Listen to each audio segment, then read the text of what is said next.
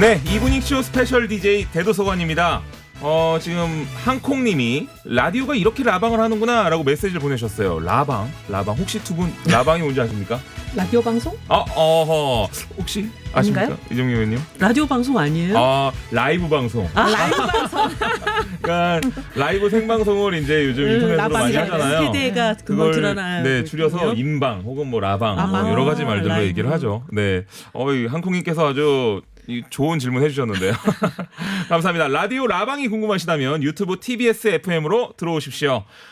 정치권의 핫 이슈 뜨겁게 토론하는 시간이죠. 이정미 전 정의당 의원님 어서 오시고요. 네, 안녕하세요. 이혜훈 전 통합당 의원님도 모셨습니다. 안녕하세요. 네, 안녕하세요. 네, 두 분 혹시 저를 아십니까? 그럼요. 네. 대도서관 모르면 간첩이죠. 감사합니다. 보고 여기 싶었어요. 저도 대본에 써 있어서 물어본 겁니다. 여쭤본 네. 겁니다. 네. 근데 두 분도 이런 대담 자리는 처음이라고 하시더라고요. 그러네요. 네. 네, 그러고 이렇게는 보니까 그러네. 예. 그러네요. 싸우실 건 아니죠? 아니 뭐 저희는 네. 원래 싸우지 않습니다. 약간 뭐 싸우셔도 저희는. 아니 뭐. 예전에 네. 국회 여성 당대표 시대라고 있었습니다. 네. 그 당시에 민주당에는 추미애 대표님이 그러네요. 있었고 예. 이렇게 해서 여성 당대표들이 거기서 한번 안면이 포진하고 있으셨군요. 있을 때가 있었어요. 네. 네. 맞아. 그러고 보니까 청와대 해동 때도 여성들이 주르륵 간 적이 네. 있었죠. 아. 당대표 해동 때도. 네, 네. 그랬네요. 예. 그래도 여러 번 안면이 있으셔서 두 분 네. 굉장히 또 좋은 시간 보냈으면 그래서 좋겠습니다. 서로 당대표 예방할 때도 우리 이정미 네. 대표님도 그때 언니들 막- 예, 찾아가는 예, 기분으로. 그랬네요. 의원님들이 언니들이라고 하니까 되게 재밌네요. 네. 네. 자, 그럼 바로 여쭤보도록 하겠습니다. 그 외교부가 3년 전 뉴질랜드 근무 당시 현지 직원을 성추행한 의혹을 받고 있는 외교관을 대기 발령하고 즉각 귀국을 명령했습니다. 정상 간 통화에 언급된 이 사건, 우리 외교부가 잘못한 겁니까? 아니면 뭐 뉴질랜드 정부가 무례한 겁니까? 이건 어떻게 봐야 저는 될까요? 좀 우리 외교부가 좀 늦었다라고 생각하고 좀 아쉬운 부분이 많더라고요. 네. 지금 보면 필리핀에 통역사로 나가 계시다가 갑자기 이제 대기 발령되신 거잖아요. 네. 근데 우리 외교부가 이 사건은 2017년 말에 있었던 사건이잖아요. 네, 3년이 지난 3년 전이죠. 사건.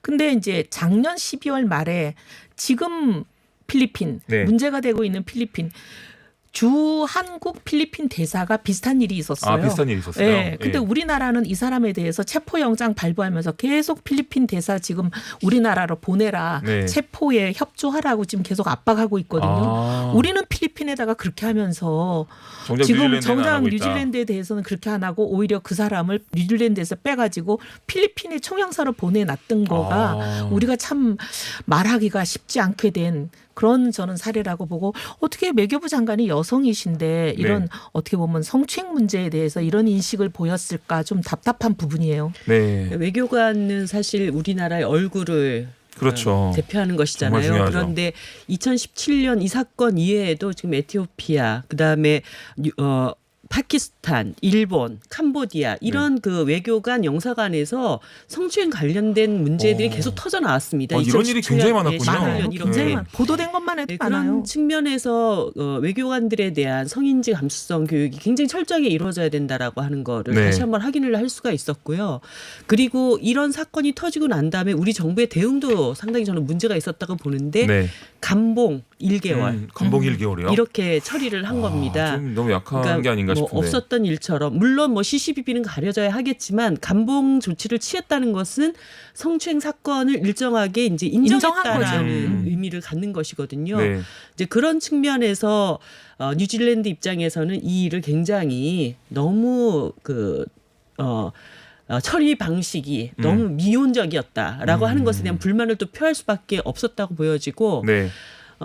뉴질랜드 차원에서도 또 이 문제를 심각하게 다뤄야 할 몇 가지 국내 사정도 있는 것 같습니다. 그래요. 그러니까 뉴질랜드 총선이 이제 다음 달에 있고 네. 그리고 뉴질랜드에서 2014년에 이와 좀 비슷한 일이 있었다고 하더라고요. 네. 그런데 그 당시에 말레이시아 그 외교관을 면책 특권 때문에 이 사건을 제대로 그 소환해서 처리하지 못한 일이 있었기 때문에 국민들이 좀 많이 그렇죠. 반감이 심했겠군요, 더. 뉴질랜드 국민들이 도대체 뭘 하는 거냐 우리 정부는 우리 시민들을 보호해주지 못하고 이런 일이 한 번 있었기 때문에 이번에는 뉴질랜드 정부가 철저하게 이 문제에 대해서 해결을 해야 된다라고 하는 또 네. 그런 국내 사정도 깔려 있는 것이죠. 근데 이제 그러네요. 뉴질랜드 정부가 이걸 계속 요구한 거는 뭐냐면 일단 수사에 협조해달라는 거고 당사자가 수사에 이제 응해야 되는 거잖아요. 네. 근데 지금 우리 외교부의 이제 당시 공식 입장은 뭐냐면 주 뉴질랜드 한국 대사가 뭐라고 뉴질랜드 언론에 공식 답변을 했냐면 네. 수사에 응하고 말고는 개인 당사자가 판단할 문제다 이렇게 얘기를 하는 거는 또 너무한 거 아니에요? 그러니까 말이 어. 아다르고 어다른 건데 또 그렇게 얘기를 하니까 이제 그렇게까지 굉장히 뉴질랜드 국민들이 네. 분노한 거고 네. 그다음에 어쨌든 간에 아까 말씀하신 대로 성추행 사실 자체는 인정이 된 거긴데 그렇게 성추행을 한 전력이 있는 사람을 바로 또 우리나라의 얼굴인 외교관 그것도 총영사로 다른 나라에 또 보냈다는 거는 난 우리나라 외교부가 정말 돌아봐야 될 대목이라고 생각합니다. 그러네요. 이게 지금 외교관들에게 면책특권이라는 게 있잖아요. 그러면 아까 네. 말씀하신 대로 면책특권이 해당이 된다는 건가요? 면책특권이라는 게 공무를 행하다가 네. 본인이 불이익을 당하지 않을 그런 정도로 사용을 해야지 개인 비위를 저질러 놓고 그걸 면책특권 사용하는 거 우리 국회의원들한테도 다 면책특권이 있잖아요. 네. 근데 그걸 공무상에 일어난 일에 대해서 적용하는 거지 개인 비위까지 적용하진 않잖아요. 네. 이런 거는 좀 저는 좀 따져봐야 된다고 봅니다. 뉴질랜드 정부에서는 면책특권 내려놓고 네.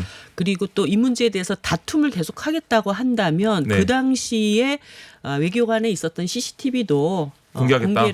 공개를 해라. 공개를 해라. 네. 그렇게 해서 이 문제를 좀 제대로 가려보자 네. 이렇게 요구를 하고 있는 상황이죠. 그러네요. 이게 2002년도에 뉴질랜드와 범죄인 인도 조약을 우리가 맺었다고 하더라고요. 이게 뉴질랜드 법원이 체포영장을 발부했다고 하던데 그러면 뉴질랜드 당국의 요청이 있으면 저희가 응해야 되는 건가요? 네, 정부가 이제 협조를 해야 되는 것인데 네. 지금 우리나라 외교부에서는 범죄인 인도 조약에 근거한 제대로 된 법적 절차를 가지고 요청을 해온다면 네. 그 법적 절차에 따라서 다시 대응을 하겠다 이렇게 답을 해놓고 있는 상태죠. 근데 그 답도 정상 간 통화가 있고 일주일 만에 나온 답이에요. 그것도 너무 늦어요.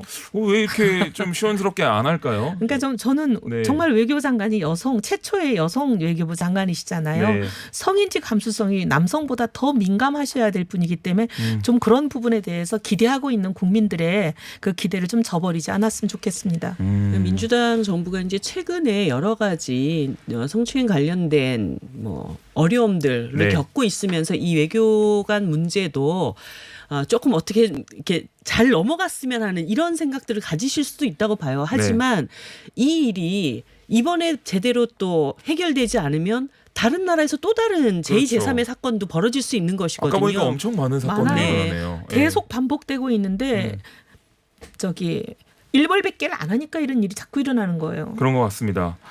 다음 이야기로 한번 넘어가 볼까요? 네. 오늘 드디어 주택 공급 대책이 나왔습니다. 우선 내용에 대해서 두 분이 어떻게 평가하는지 너무 궁금해요.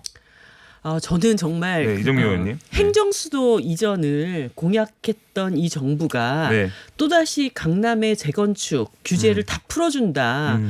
이게 정말 앞뒤가 안 맞는 정책 아닌가. 그러니까 지금 이제 종부세 한 1년 후에 종부세 세율을 높여가지고 조세 정책을 통해서 네. 뭔가 이 부동산 투기를 억제하겠다라고 하는 정책이 이제 나왔고 그다음에 임대차 보호법 이제 시행되고 있는 이런 상황에서 또다시 공급 정책 막 급하게 서두르면서 지금 용적률 250에서 500%로 높여주고 35층 제한구역을 50층까지 높여준다. 네. 그러면 그런 아파트들은 다 어떤 아파트들이겠어요? 돈 있는 사람들 들어가는 아파트들입니다.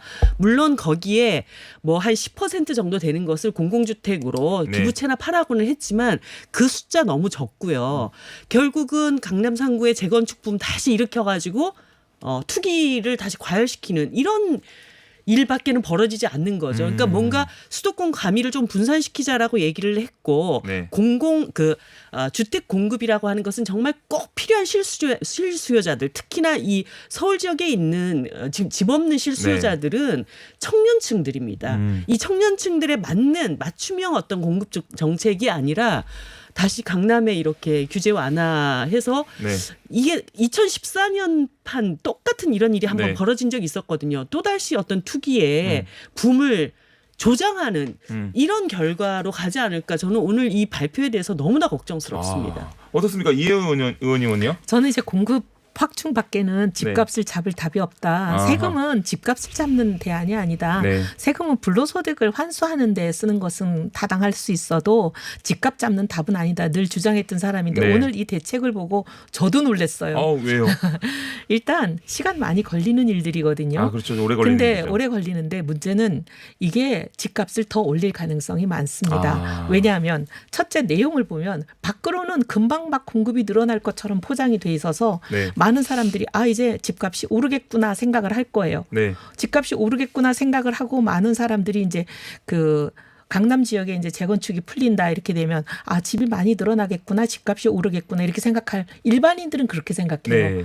그 전문가가 아닌 사람들은 그렇죠. 그럼 집값이 이제 오를 가능성이 있는데 실제로는 이게 또 공급이 별로 그렇게 늘어나기는 어려울 겁니다. 왜냐하면 용적률을 2배로 올리면 집은 2배로 늘어날 거라고 일반인들은 생각하지만 네. 실제 이게 다 민간입니다. 정부가 공급하는 게 아니고 민간 건설업자와 재건축 조합이 공급해야 되는데 문제는 그 늘어난 집 개수, 아파트 개수는 2배로 늘어나는 거잖아요. 네. 용적률을 2배로 올리면. 근데 문제는 그 늘어난 개수만큼의 70%까지는 정부가 가져가는 거예요. 그러니까 공공기관이죠. 예를 들면 네. 뭐 LH공사가 됐든 SH공사가 됐든 등등. 네. 그럼 공공기관이 가져가고 청년과 신혼부부 등등에게 공급하겠다고 지금 얘기했잖아요. 그러면 민간 건축 회사들, 건설회사들 또는 재건축 조합 입장에서는 별로 그렇게 수익성이 좋아지진 않아요. 그러니까 굳이 열심히 만들어봤자 의미가 없다는 다 거군요. 기부 체납으로 가져가는 거니까 네. 그렇게 되면 수익성이 그렇게 달라지지 않는 상황에서 그렇게 열심히들 재건축에 뛰어들까? 왜냐하면 이미 23번의 부동산 대책으로 네. 재건축의 갖가지 규제는 다 씌워놨거든요. 분양가 상한제가 됐든 또 뭐 온갖 여러 가지 분양 관련한 규제들을 많이 해놨기 때문에 그런 상황에서 과연 이 규제들을 다 그 허들을 넘으면서 결국은 기부 체납으로 다 뺏길 이런 재건축을 조합과 건설사가 뛰어들까? 네. 저는 이건 두고 봐야 될 문제이고 그렇게 많이 공급이 늘어나긴 어려울 것이다 이렇게 봅니다. 네, 그래서 실제로는 공급은 네. 많이 확충이 되지 않을 건데 문제는 사람들의 기대 그다음에 뭔가 포장한 공급이 막 늘어나는 걸로 돼 있어서 호가는 또 뛸 가능성이 많아요. 그래서 오히려 이게 최악의 시나리오로 가지 않을까 그런 생각이 듭니다. 그 오늘 발표에 대해서 네. 부정적인 평가는 이혜우 의원님이랑 같은 네. 생각이지만 두 분 다 부정인데 내용은 내용이 이것을 좀 달라요. 바라보는 시각이 완전히 맞아요. 정반대입니다. 사실 그리고 기부 체납 70% 아니고 지금 10% 얘기를 하고 있고요. 네. 우리나라 집값을 못 잡는 이유는 사실 전 국민의 어떤 주거 환경만큼 네. 공공적인 영역이 없습니다. 그런데 우리나라는 이상하게 주택 문제만큼은 그 공공성을 완전히 배제시켜 버려요. 모든 개발을 다 민간 개발로 맡겨 버리기 때문에 거기에서 집값을 못 잡는 이런 현상이 나타나고 있는 겁니다. 예를 들어서 토지 임대부 같이 토지는 공공기관이 갖고 있으면서 주택값만 그 시장에 내놓아서 중국처럼. 반값 네. 주택을 할 수 있게 만든다든가 네. 아니면은 보금자리 주택이 있죠. 이명박 정부 때 했던 그게 예. 토지 임대부 분양의 대표적인 사례죠. 네. 그리고 집을 사고 팔 때는 공공기관을 통해서 사고 팔 수 있도록 하는 환매조건부 주택이라든가 이런 뭔가 공공성을 더 강화하면서 공급 정책을 펴나가야 되는데 결국은 민간 택지 개발의 어떤 규제들을 상당히 다 풀어주면서 거기에서 수익을 일부 투기업자들이 다 가져갈 수 있도록 하는 이런 방식의 공급 정책만 계속 되는 거예요. 근데 이 정부에서 오늘 발표된 것도 결국은 거기서 크게 달라지지가 않았다. 그런 점에서 저는 굉장히 지금 우려를 하고 오히려 있습니다. 그 대목은 이성미 대표님하고 저는 생각이 같아요. 여태까지 제가 많이 주장했던 것 중에 하나가 오히려 실수요가 있는 강남권에 대규모 주택 공급을 해라. 네. 근데 그걸 그렇게 이제 말씀하신 대로 토지 임대부 분양 왜냐하면 강남 세곡이나 내곡 등지에 네. 이명박 정부 때 굉장히 대규모의 보금자리 주택 공급이 있었거든요. 네. 주변 시세의 반값으로 분양이 맞아요. 됐습니다. 반값 아파트가 굉장히 많이 풀렸잖아요. 네. 그래서 이명박 정부, 박근혜 정부 때는 해마다 연평균 어떻게 보면은 집값, 서울 집값, 아파트 값이 3% 4%밖에 오르지를 않았어요. 경제 성장률은 지금의 몇 배로 높았는데도 불구하고 네. 원래 경제가 좋으면 집값이 같이 뛰어야 되는데도 그렇죠. 그때는 경제 성장률은 연평균 5% 정도가 됐는데도 집값은 3, 4%밖에 안 올랐어요. 지금은 경제 성장률은 마이너스고 코로나로 이렇게 경제가 어려운데도 집값은 뭐 1년에 13%, 15% 네. 뛰잖아요. 그러니까 그런 식으로 싼 아파트, 반값 아파트를 대규모 대규모로 사람들 실수요가 몰리는 곳에 그냥 대량 물량 공급을 하면 네. 이걸 꾸준히 하면 집값은 잡힌다. 이게 제 주장이거든요. 그래서 네. 오늘 저는 그런 대책이 나올 거라고 생각했는데 좀 다른 대책이 의외로 나왔군요. 정반대의 대책이 나왔어요. 아 그렇습니다. 이게 어쨌든 임대차 3법이 모두 통과가 됐는데 그래서 네. 이제 강력한 세입자 그러니까 임차인 보호제도죠. 그렇죠. 네, 뭐 이런 얘기도 있고 또 반대로 아니다 세입자가 이것 때문에 더 힘들어질 거다 이런 의견도 있거든요. 지금 평이 엇갈리는데 두 분은 어떻게 근데 생각하세요? 두 가지 유형이 달라요. 네. 재계약을 하려는 세입자와 새로 신규 계약을 해야 되는 세입자가 다릅니다. 네. 재계약을 하는 사람들한테는 당분간 2년 정도는 좋죠. 왜냐하면 네. 그렇게 많이 오르지 않고 재계약을 또 할 수 있으니까. 근데 신규로 계약하려는 세입자 입장에서는 굉장히 힘들죠. 네. 왜냐하면 전세 물량이 줄어듭니다. 당연히 줄어들 수밖에 없어요. 이 3법 때문에도 줄지만 문제는 이 3법 이외에 그동안 23번의 이제 그 대책 중에 전세를 내놓을 수밖에 없게. 그러니까 전세를 놓고 있던 집주인이 자기 집에 들어가서 살 수밖에 없는 여러 가지 대책이 있었어요. 네. 왜냐하면 재건축 조합원 자격을 유지하려면 실거주 2년 조건을 했잖아요. 그렇죠. 결국은 자기 집에 세를 놓지 않고 자기가 들어가서 살아야 재건축 조합원이 됩니다. 맞습니다. 그리고 1주택자라서 양도세 어떻게 보면은 특별 공제를 받으려면은 자기 주택에 들어가서 살아야 장기 보유자로 분류가 돼서 자기가 양도세 혜택을 받아요. 그러니까 이 사람들이 자기 집을 1주택자 가지고 있다 하더라도 자기 집은 세 놓고 직장 근처에서 전세를 살던 사람들도 네. 이제 자기 집으로 돌아가야 돼요. 네네. 이제 이런 사람들이 다른 전셋집을 자기가 돌아가게 해놓은 그 다른 제도들 때문에 이제는 전세 물량이 줄어요. 그러니까 신규 계약을 하려는 세입자들은 굉장히 힘이 듭니다. 전세가 줄죠. 네. 그래서 세입자도 두 가지 종류예요. 신규 계약을 해야 되는 사람들한테는 굉장히 힘들어졌어요. 근데 이제 재계약을 하려는 사람들한테는 좋지만 네. 그것도 앞으로 2년간 좋아요. 한 번 갱신 청구권밖에 못 쓰니까. 네. 근데 나중에 이제 그 갱신 청구권을 쓰고 난 내년 그러니까 2년 후에는 어려워지는 거죠. 맞아요. 물량이 줄어들고 값은 오르죠. 네. 아니 미래통합당에서 얼마 전에 이제 화제가 됐던 윤희숙 의원님 발언 네, 뭐 이런 것들을 굉장히 통해서 화제됐죠. 이번에 통과된 임대차 3법 때문에 이제 전세가 다 줄어들고 사람들 그 힘든 월세로 다 돌아가야 된다. 근데 그건 사실이 이렇게 아니지. 얘기를 하셨는데 뭐 이렇게 정직하게 말씀하셔야 되는데 그건 사실이 아니에요. 네.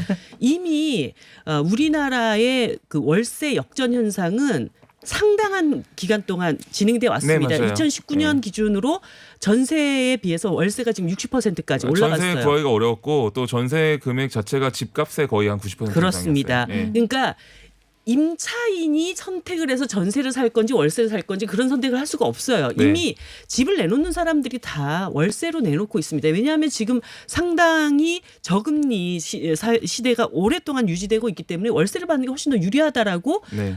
그 집을 가진 사람들이 판단을 하고 있어요. 그리고 또 하나 이제 우리가 유의를 해야 될 것은 이번 법 때문에 그러면은 이제 그나마 전세 주던 사람들도 다 월세로 돌려야지. 이 집을 그냥 내놓지 않아야지. 전세 다 빼주고 그냥 우리 뭐 아들 딸들 살게 만들어야지. 그렇게 될 확률도 그다지 높지 않다라는 것이 전문가들의 분석입니다. 뭐냐면 맞죠? 서울에 있는 자가주택자들의 지금 53%가 네. 소위 얘기하는 갭 투자자들입니다. 그러니까 전세를 받아야지만 이 집을 보유할 수 있는 그러니까 갭 투자를 목돈이 위해서 없어요. 보증금을 네. 내줄 목돈이 없어요. 그렇기 때문에 네. 이 법이 바뀌었다고 당장 뭐 몇 억씩 하는 전세값 네. 보증금을 내줄 수가 없어요. 임차인한테 내줄 수 있나? 없어요. 없어요. 네. 그러니까 지금 임대차 보호법은 오히려 더 강화돼야 할 법안이다. 네. 예를 들어서 지금 임대 계약을 2년에서 2년을 더 늘려줬다고 하지만 실제 지금 전세로 살고 있는 수요자들은 평균 3.2년을 삽니다. 그러니까 이번 법 바뀌었다고 해도 0.8년 늘어난 거예요. 그러니까 네. 조금 늘려준 거예요. 제 얘기를 좀 하자면 저는 요번 송도에 아파트가 하나 있었는데 그 저번 달인가에 이제 처분했거든요. 왜 처분하셨어요? 송대 사시지. 왜냐면은 이제 원래 송도에 살았는데 이제 집은 정작 저는 한남동에 사니까 왜냐면은 그렇구나. 일 때문에 멀리 살 수는 없어서. 대부분이 그런 경우예요. 근데 이제 전세를 계속 주고 있었어요. 그래서 전세를 주고 있었는데 그랬구나. 되게 싼 가격에 줬었죠. 그래서 근데 또 2년 더 늘려달라고 하시길래 또 그러시라고 또 하고 줄 수가 없으니까 돈 나가실 빼줄 때 수가 없으니까. 저희를 너무 감사하다고 하고 나가시더라고요. 근데 이제 갖고 있다 보니까 좀 그래서 손해 보고 좀 팔았는데 전세가 월세로 전환되는 거는 장기적인 추세예요. 네. 그 전월세 전환율이 계속 낮아지고 있는 거거든요. 네. 그거는 뭐 장기적인 추세고. 네. 근데 이제 그렇다고 해서 갑자기 전세가 다 없어져 가지고 소멸이 되냐? 그러기는 어려워요. 목돈을 갖고 있지 않고 보증금을 네. 내줄 수가 없는 갭 투자자들도 많고 네. 또 전세가 나름의 유용한 측면이 있기 그죠. 때문에 확실히 서민들한테 완전히 전세가 소멸되지는 유리하죠. 않아요. 네. 그리고 집을 세놓는 사람 입장에서도 월세보다 전세를 선호하는 사람들이 있습니다. 네. 왜냐하면 목돈 보증금을 받아서 굴리기도 좋고 다달이 월세를 받으러 다니고 또 월세를 안 주면 그걸 또 어떻게 매번 가서 네. 그러니까 돈이 저도 그게 많은 싫어서 사기가 싫어서 저도 그게 싫어서 그게 전세로 싫어서 그냥 받았어요. 전세로 받는 사람들이 네. 있거든요. 그러니까 맞아요. 어쨌든 전세의 유용함이 어느 정도 있기 때문에 네. 그게 유지가 되는 부분이 일정 부분 있는 거지 완전히 갑자기 소멸되지는 않죠. 네. 서서히 비율이 줄어드는 거죠. 네. 맞습니다. 그건 이 제도와 무관하게 그런 트렌드가 있는 거죠. 네. 근데 그 왜 미래통합당에서 윤희숙 의원이 너무 잘했다고 그렇게 아니, 근데 사람들의 막 전세가 그 확실히 더 도움이 되는 건 맞긴 한 것 같아요. 근데 없어지니까 아쉬운 거지. 이제 만약에 저희 옛날 직원들만 하더라도 집을 구할 때 전세로 최대한 찾으려고 그랬거든요. 왜냐하면 네. 한꺼번에 내 집을 마련할 네. 목돈을 단번에 마련하기는 어려워요. 그래서 맞아요. 조금 마련한 그 목돈을 가지고 전세로 갈아탔다가 내 집 마련을 하는 징검다리가 전세인 거죠. 맞아요. 이게 그러니까 월세로는 돈 모으기가 너무 힘들어요. 그 그러니까. 사람마다 조건마다 다 다릅니다. 네. 이제 그렇게 일정하게 그나마 한 몇 억 정도 목돈을 갖고 그 다음 집을 보유하기 위한 과정으로 그 전세를 하는 찾는 것. 사람이 네. 있는가 하면 청년층들 한 달에 몇백만 원, 200~300만 원 버는 네. 비정규직 청년층들 뭐 대출 전세 대출 받기 굉장히 어렵고 그런 사각지대에 있는 월세죠. 사람들이 있습니다. 네. 그런 사람들은 또 월세를 월세죠. 원하는 거예요. 그러니까 뭐 그 자가 보유 주택자들도 마찬가지로 돈을 현금을 굴릴 수 있는 여력이 많은 사람들은 오히려 월세를 선호를 하죠. 네. 그런데 이 집을 하나를 구입하기 위해서 목돈이 절실하게 필요한 사람들 네. 이런 사람들은 또 그러니까 전세를 시장에는 선호하죠. 다양한 제도가 있어서 각자의 상황의 여건에 맞게 네. 자기가 선택할 폭이 넓은 게 좋은 거예요. 전 되게 신기한 케이스네요. 저는 아무래도 크리에이터보다 보니까 계속 새로운 환경에서 뭔가를 하고 싶어서 2년마다 꼬박꼬박 이사 가거든요. 네. 아. 왜냐면 그래서 계속 집을 옮겨 다녀요. 그래서 그냥 새로 사는데 보통 그러니까 저 이 같지는 않은가 보더라고요. 그리고 그러니까 예. 이 정부가 무조건 자기가 가진 집에 자기가 살아라라고 강제하는 것도 좋은 방식은 아니에요. 자기 집을 가지고 있지만 자기가 거기가 맞지 않으면 자기가 필요한 곳에 거주하고 자기가 소유한 집을 세줄 수 있게 네. 제도적으로 허용을 해야 되는데 지금 이 정부는 그걸 하지 못하게 사실상 금지하는 제도를 하는 거잖아요. 네. 그것도 좋지는 않아요. 아 그렇군요. 자 정책 얘기는 그러면 이쯤 하고요. 그 이혜훈 전 의원님, 이 예. 통합당 오늘 본회의장에서 퇴장은 안 했지만 그것도 투표도 안 하셨어요. 그죠? 계속 여당이 독주한다는 이 여론전으로만 좀 가도 문제가 근데 없을까요? 저는 문제가 있다고 생각하는 게 네. 여당이 지금 너무 오만해요. 네. 상임위원장을 18대 0으로 가져간 것도 오만하지만 법안은 심사를 해야 됩니다. 왜냐하면 사람이 누구나 완벽한 사람은 없습니다. 네. 여러 명의 머리가 모여서 이 법안이 미처 생각하지 못한 발의 시점에서 미처 고려하지 못한 점들을 여러 사람이 지혜를 모아서 보완하고 해야 그 법에 적용을 받는 국민들이 네. 땅을 치고 우는 일이 없거든요. 근데 그런 법안 심사 과정을 지금 다 생략하고 아예 그냥 표결로만 모든 걸 하잖아요. 네. 보완을 하는 심사를 해야 됩니다. 근데 심사를 하나도 안 하고 그냥 자기들이 숫자 많다고 무조건 표결만 하고 있어요. 심사하지 않고 보완하지 않는 표결은 굉장히 재앙입니다. 근데 그래서 지금 그 절차상의 하자가 있다는 것을 지금 계속 웅변으로 얘기하고 있는 거거든요. 심사해야 됩니다. 심사해야 된다는 건 지금 정의당도 같은 사실 입장이시잖아요. 이번에 이제 임대차 보호법을 처리를 할 때 네.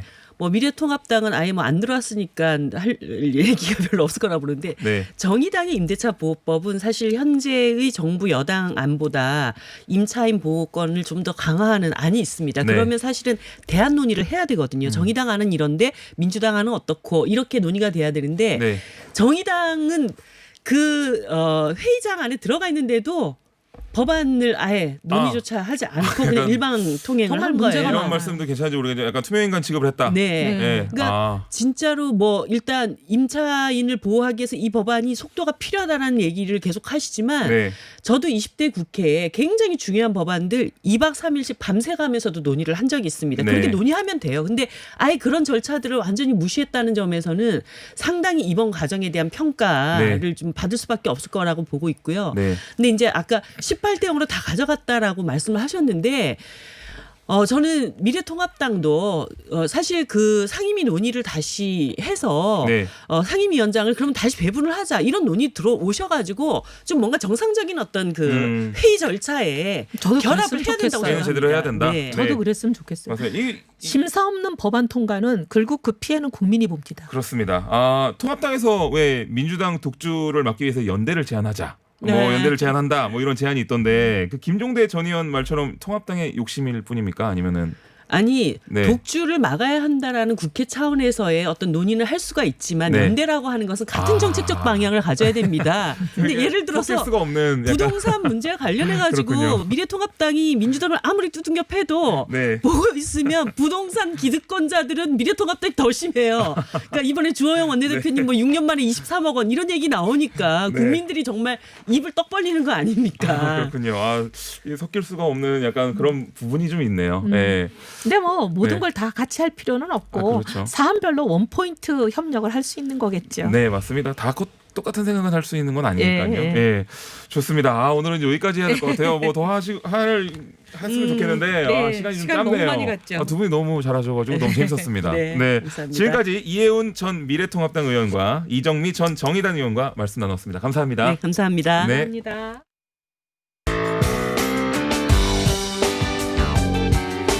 자, 지금 스페셜 MC 대도서관입니다. 지금 이 시각 해외 핫한 뉴스를 알아보는 서울타임즈 전주현 캐스터와 함께합니다. 어서 오세요. 네, 안녕하세요. 네, 오늘도 텐션 너무 좋으시네요. 네.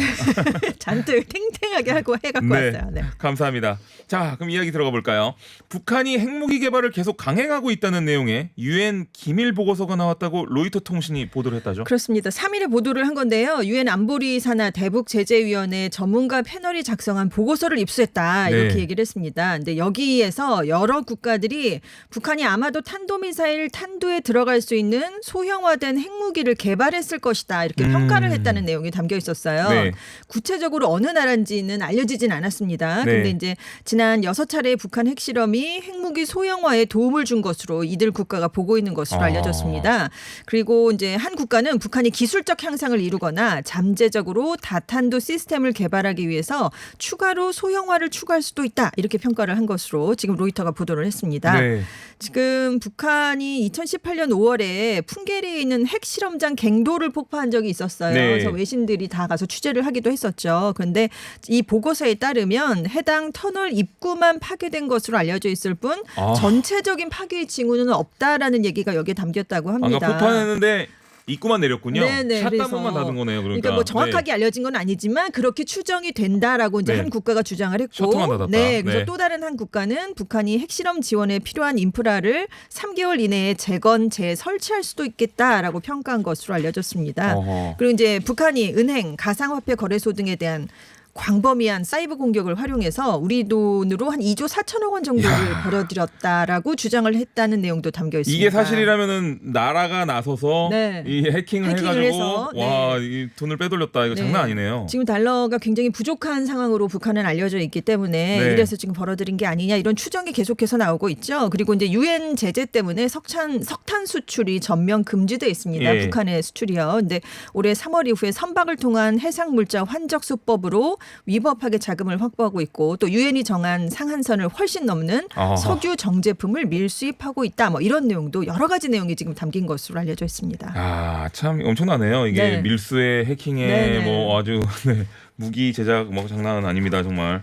자, 다음 거 보겠습니다. 일제 강제동원 배상 소송의 피고인 일본제철, 옛 신일철주금이죠. 여기 한국 법원의 자산압류 결정과 관련해서 즉시 항고를 예정하고 있다라는데 좀 약간 시간 끌기 전략인 건데요. 네. 왜냐하면 일제 강점기 징용 피해자에 대한 배상을 거부하고 있습니다. 일본 제철이요. 네. 그래서 한국 내 자산 압류를 위한 우리 법원의 압류 명령 공시 송달 효력이 우리 시각으로 오늘 0시부터 이제 오늘 발생을 12시요? 하게 된 거예요. 예. 네, 이미 이제 효력이 발생에 들어갔습니다. 0시부터. 예. 그래서 이제 이게 효력이 발생을 하니까 다음 단계가 압류 명령 확정 그리고 이제 매각 절차로 계속 진행이 가능해지게 된 거예요. 네. 근데 이제 일본 제철이 즉시 항고를 예정하고 있다라고 했으니까 그러면 또 다시 이제 법원에서 다툼을 또 한번 벌여야 그죠. 되니까 아무래도 즉시 항고를 통해서 일본 제철이 좀 시간을 벌려는 게 아니냐. 시간 끌기네요. 네, 이런 진짜. 의도로 지금 해석이 되고 있습니다. 그래서 일본 제철 측은 항상 이렇게 얘기하죠. 일본 정부의 입장과도 같습니다. 징용과 관련된 문제는 국가 간의 정식 합의였던 한일 청구권 협정에 의해서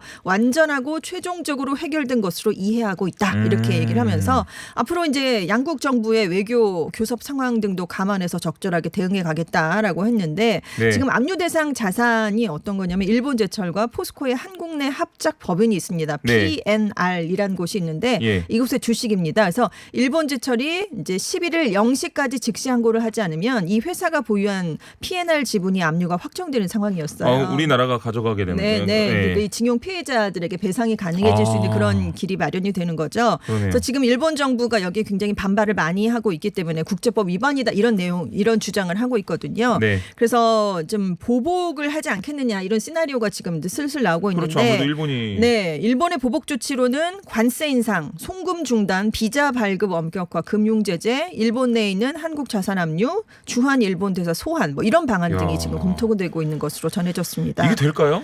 지금 뭐 효력이 일단 비자 발급 엄격화 같은 거는 해봤자 소용이 없다라고 얘기가 나오는 게 코로나19 때문에 어차피 막혀 있습니다. 어차피 안 가죠. 네, 네. 어차피 인적 교류가 거의 좀 바닥으로 떨어진 상태이기 때문에 이게 뭐 한다고 해서 되겠느냐 뭐 이런 얘기가 나오고 있고요. 네. 일단 좀 약간 계속해서 좀 어떻게 상황이 지금 나아갈까 이것에 대해서 지금 한국 법원의 매각 명령 혹은 매각 완료까지 기다릴 수도 있는데 최소한 매각 명령 때까지는 일단 대응에 나서지 않을 것으로 보인다 이런 관측이 지금 우세한 상황입니다. 그렇군요. 좋습니다. 오바마 전 대통령 등 유명인의 트위터 계정을 무더기로 해킹한 네. 미국의 17살 소년이 네.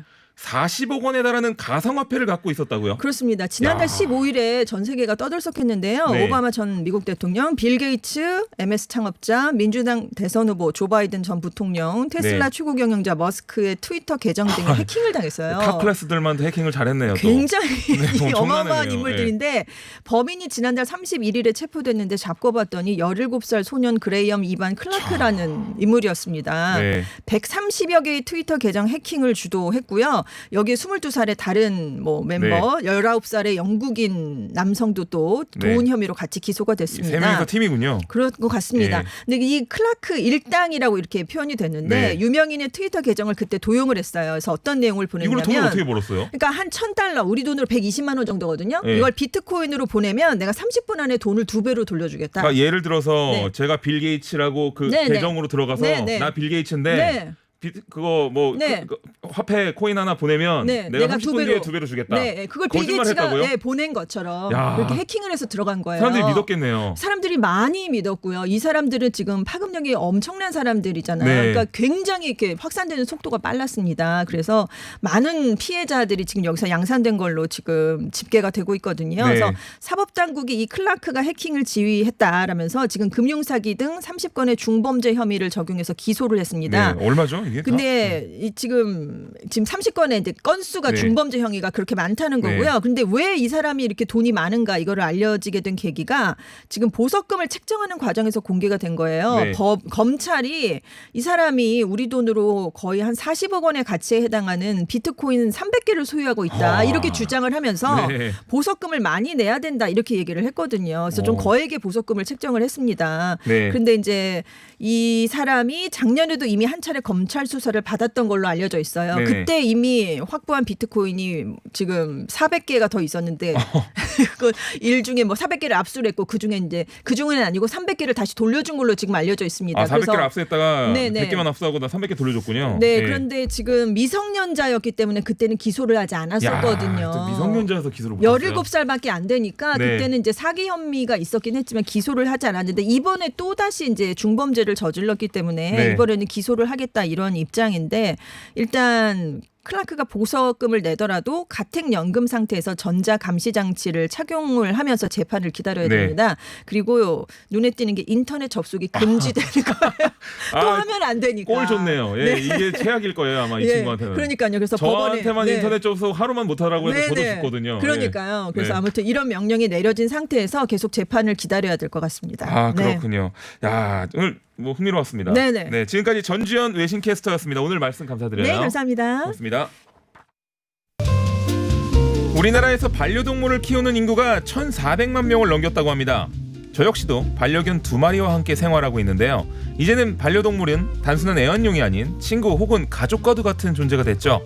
그런데 여름 휴가철에 유기견이 가장 많이 발생하고 있다는 사실 알고 계셨습니까? 그래서 오늘 수의사이자 동물훈련사인 일명 수레이너로 불리는 분이죠. 설채연 수의사님과 함께 이야기 나눠보도록 하겠습니다. 안녕하세요. 네, 안녕하세요. 아유 굉장히 미남이시네요. 아유, 감사합니다. 네. 저도 실물이 훨씬 대도서관님 감사합니다. 멋있으신 것 저는 뭐 같습니다. 헤어 메이크업 다 하고 와서. 라디오 하는데도 헤어 메이크업을 하시는군요. 아 저는 또 좀 이따 방송에 또 방송 있으니까. 가시는구나. 네네. 그 요즘은 또 라디오도 다 이렇게 유튜브에서 보이는 라디오로. 맞다. 네, 네. 지금 다 나가고 있습니다. 자 궁금하신 분들은요 TBS FM으로 들어오셔서 유튜브에서 검색하시면 언제든지 저희 모습 보실 수가 있습니다. 아 저도 이 꽃동도 틀레아 2마리를 키우거든요. 그 휴가철 유기동물 증가 뉴스가 이 정말로 화나는 소식이기도 합니다. 이게 왜 이렇게 못 키울 거를 데려다가 키우다가 이렇게 했나? 네네. 이 여름 휴가철에 유기동물이 얼마나 늘어나는 건가요? 우선은 작년 통계를 한번 봐야겠죠. 네. 작년 통계로 보면 뭐 1월달, 2월달에는 뭐 9,000마리, 8,000마리 정도 네. 유기가 되다가 7월, 8월, 9월은 이제 10,000마리가 넘어갑니다. 오, 15,000. 딱 휴가철이네요. 네. 예. 한 1.5배에서 진짜 많게는 2배 정도. 여름에. 네. 예. 이런 휴가철에 지금 유기동물이 증가하고 있는데 저는 이제 수의사로서도 되게 많이 체감을 하죠. 네. 가장 많은 게 지금은 제가 뭐 호텔링이나 이런 서비스를 하지 않지만 네. 동료 수의사나 이렇게 얘기를 해보면 맡겨놓고 안 찾아가는 경우도 정말 아, 많습니다. 진짜요? 네, 정말 많습니다. 아니 그럼 그거 나중에 배상까지 해야 될 텐데 그 호텔비 막 이런 거. 네, 뭐 결국 그렇게 돼도 뭐 법적으로 해도 네. 수의사 입장에서 시간만 되게 끌게 되고 네. 또 이 친구들을 어떻게 하겠어요. 아, 너무 불쌍하다. 네, 그냥 네. 이렇게 품어서 가끔 보면 이제 동물병원에 강아지가 돌아다니는 강아지가 엄청나게 많다. 예. 이런 경우에는 그 수의사 선생님들이 이제 거둔 경우들이 아 그렇게 해서 그런 경우구나 보통. 네, 엄청 많습니다. 자 지금 듣고 계신 청취자 여러분들도요 반려동물에 대해 궁금한 점이 있다면 저희 50원의 유료 문자 샵 0951 샵 0951이나 유튜브 TBS FM으로 들어오셔서 보내실 수가 있습니다. 많은 참여 부탁드리겠고요. 유튜브에서 월간 입양이라는 콘텐츠를 제작하시고 계신다면서요. 네네. 그 유기견 입양에도 힘쓰고 계시던데 네. 그 여름철에 유기견이 유독 늘어나는 게 체감이 되세요? 네, 많이 되죠. 네. 네. 이게 뭐 실제로 저도 이렇게 들어보면 특히 많이 되는 데가 어딘 줄 아세요? 어디예요? 이 휴양지. 휴양지에다가. 뭐 여수에서 실제로 여름만 되면 네. 유기견이 엄청나게 증가한다는 얘기도 있고요. 거기 휴양지가 있으니까. 네, 제주도도 그래요. 아 정말 이게 왜 그러는지 모르겠는데 왜 그럴까요? 네, 강아지를 제주도까지 데리고 가서 네. 무슨 이별 여행도 아니고 그러니까 굳이 거기다가 네. 왜 다시 놓고 오는지. 못 찾아오게 하려는 것도 있죠. 네. 내가 우리 동네에다 유기를 했을 때 네. 돌아다니다가 만나면 뭐 양심의 가책을 느끼는지 뭐 네. 모르겠지만 정말 가서 멀리서 유기하고 오려고 하는 경우도 상당히 많은 것 같습니다. 네. 특히 서울 같은 경우에는 지금 뭐 CCTV가 많이 좀 발달이 돼 있으니까 네. 또 차로 갖다 버리면 걸린다거나 이럴 수도 있어서 네. 오히려 시골 이런 데 갖다 버리는 경우들도 많고요. 네. 진짜 안타깝네요. 여기 휴가철 외에도 유기견이 증가하는 시기가 또 있다고요? 네. 1, 2월 달입니다. 1, 2월 달은 왜요? 1, 2월 바로 전에 뭐가 있죠?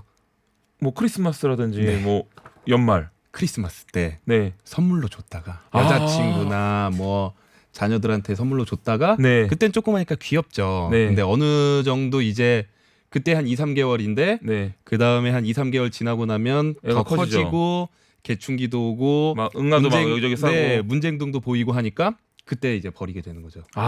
그런 경우가 되게 많구나. 네.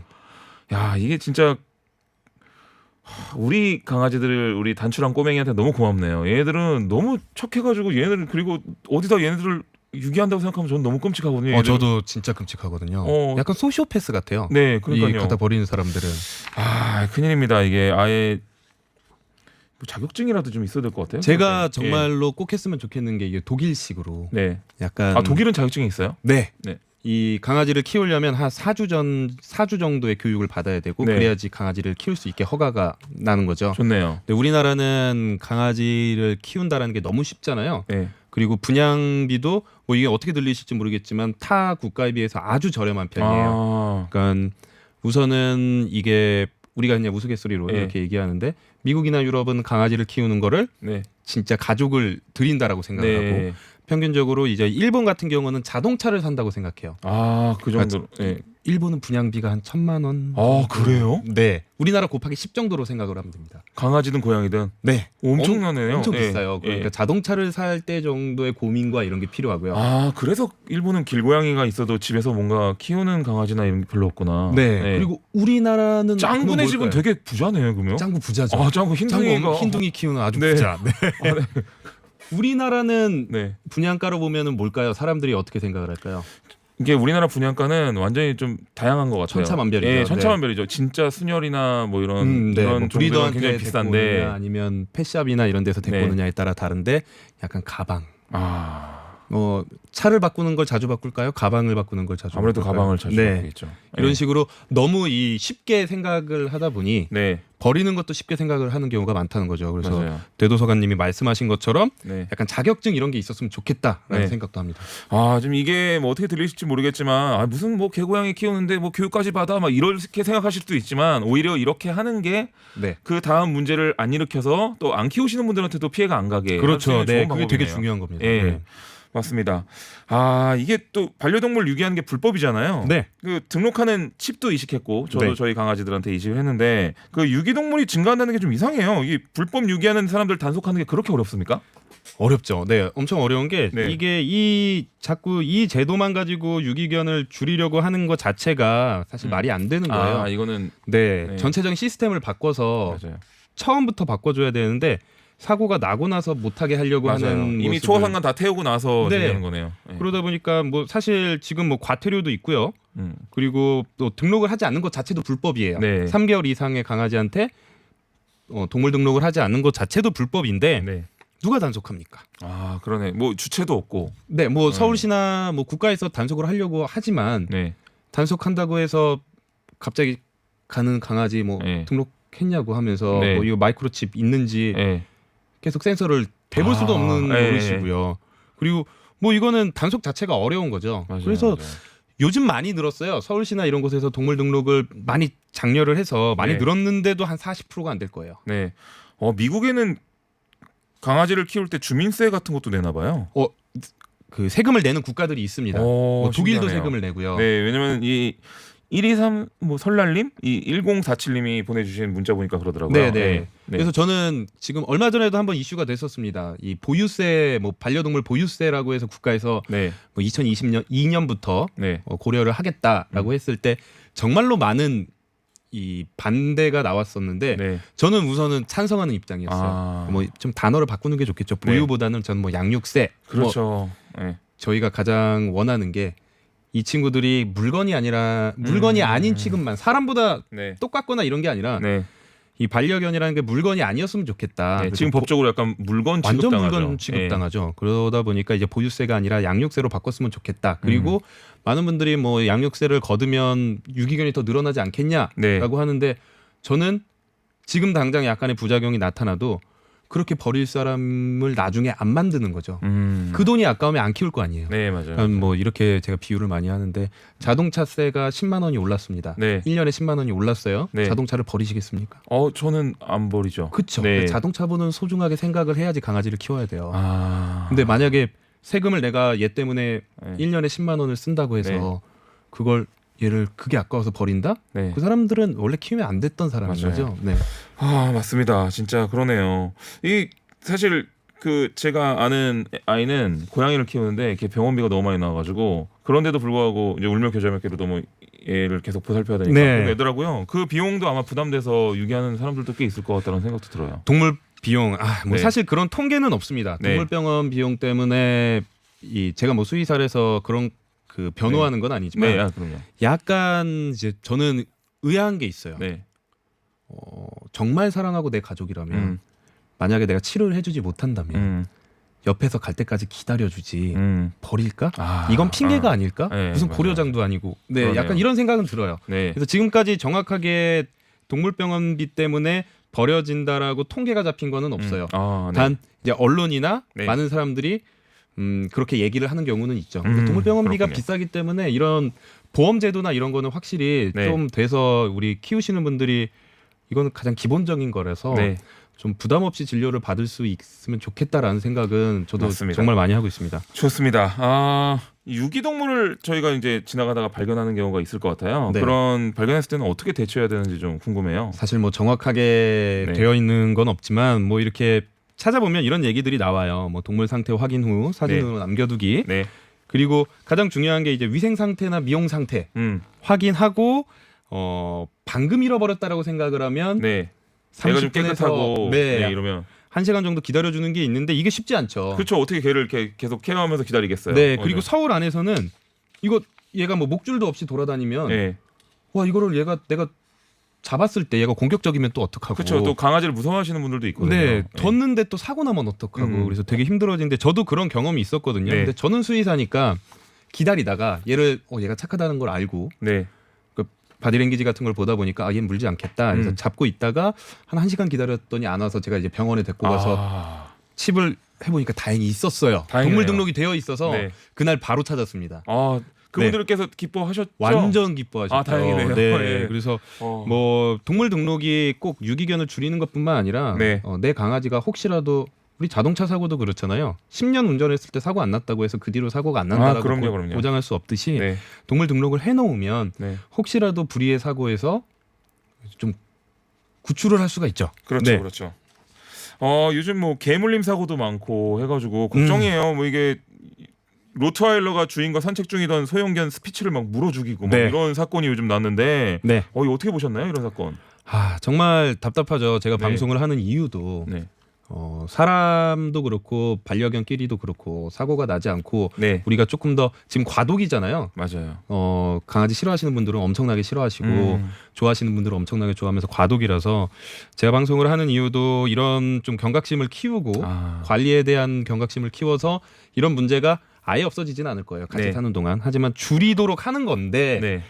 이 문제는 정말 안타깝죠. 근데 이제 저는 이번 사건도 그렇고 예전에 사람을 무는 사건도 그렇고 네, 뭐 연예인 뭐 네. 유형견 사건도 있었고. 이게 우리가 너무 쉬운 방법을 택하지 않았으면 좋겠어요.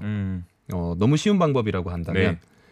그냥 당장 안락사를 시켜버리자거나 아니면 모든 대형견들은 입마개를 씌워버린다거나 이런 거는 너무 쉬운 방법이잖아요. 네. 근데 저희가 가장 추구해야 되는 방향은 제가 생각하기에는 이 개를 물건으로 생각하지 않는 건데 우리가 쉬운 방법을 선택하는 순간부터 네. 걔는 물건보다 못한 존재가 돼버리는 경우들이 네. 있기 때문에 저는 자꾸 자동차랑 비유하게 되는데 네. 예전에 자동차가 가장 처음에 나왔을 때 국민들이 어떤 얘기를 했을까요? 전 세계적으로 이 자동차가 처음에 나왔을 때 무섭다고 했나요? 뭐 어떻게 자동차를 없애버리자고 했죠. 이게 자꾸 사고를 내기 네, 때문에 맞아요. 막 터지기도 하고 그랬다고 네, 하더라고요. 터지기도 하고 보행자를 치기도 하고 하다 보니까 자동차를 없애버리자고 했어요. 하지만 네. 이게 어느 정도 자리를 잡으니까 네. 만약에 문제를 일으키면 누굴 처벌하나요? 이제 그 운전자. 네, 운전자죠. 네. 네, 이것도 똑같다라고 생각해요. 네. 강아지도 솔직히 다른 사람 못 물게 하는 거 네. 입마개를 씌운다거나 네. 우리 강아지가 공격적이면 입마개를 씌운다거나 목줄을 제대로 한다거나 목줄 중에서도 공격성을 보이는 개체라고 하더라도 보호자가 충분히 컨트롤할 수 있는 그런 도구들이 있어요. 네. 근데 그런 도구만 잘했어도 일어나지 않거든요. 너무 안일하게 했다. 네. 네. 그러면 이제 이런 문제를 일으키는 이 개들에 대해서 한두 번은 당장 막 쉽게 한두 명의 의견으로 안락사로 갈 것이 아니라 네. 이런 협의체도 있어야 되고 그리고 보호자를 강력하게 처벌해야죠. 네. 문제가 일어나면 네. 자동차의 운전자처럼 보호자를 강력하게 처벌을 해야 됩니다. 네. 이게 정말 이제 동물의 입장에서 정말 생각해 주시네요. 수의사님께서. 저는 이제 동물의 입장도 그런데 네. 우리가 동물에 대해서 쉬운 방법을 선택하는 순간 네. 우리의 인간의 이런 그런 따뜻한 마음이나 네. 그런 것도 더 이게 결국에는 인간에게 뻗칠 거라고 생각이 들어요. 맞아요. 네.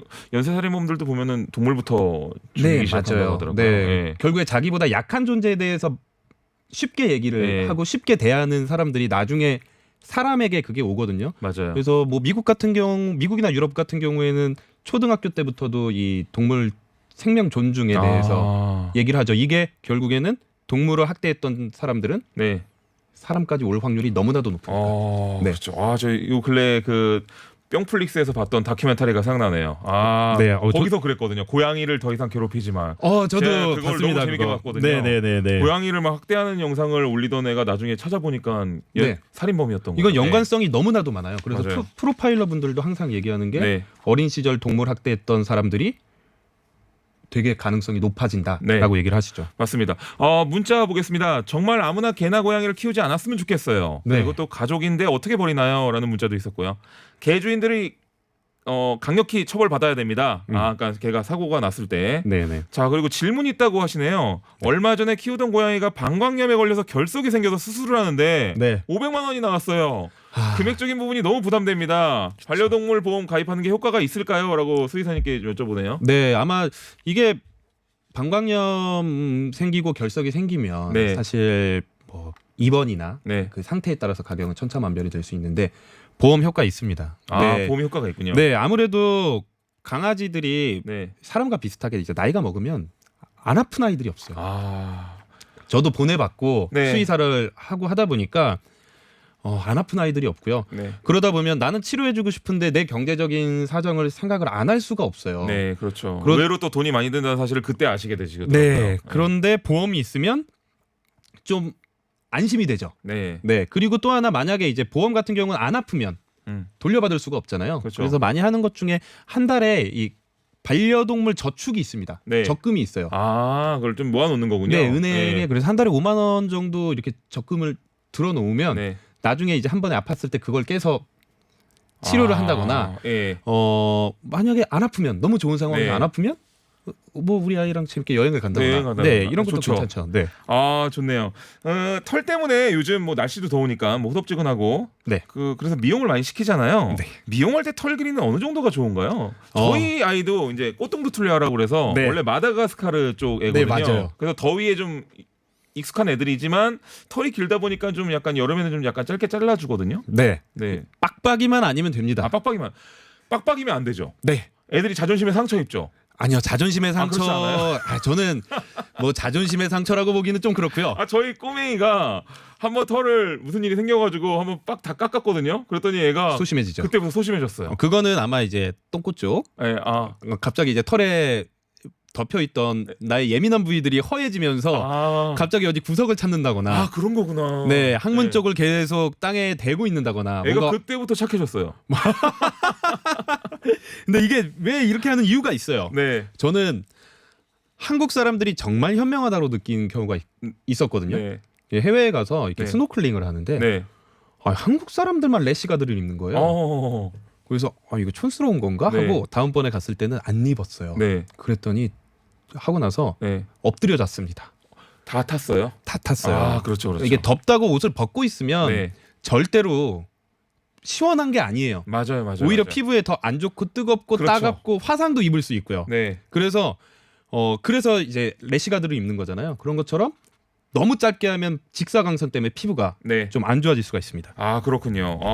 짧게 목욕 주기는 어느 정도 하는 게 좋은지. 여름이라고 더 네. 많이 할 필요는 없고요. 네. 한 1-2주일에 한 번씩? 좋습니다. 할 얘기가 많지만 시간이 다 돼서요. 벌써 다 됐군요. 네, 그럼요. 네. 못다한 얘기는 다음을 기약하겠습니다. 네. 스튜디오 밖에서 난리가 났네요. 다 지금까지 소개죠. 대도서관이었습니다. 감사합니다. 감사합니다.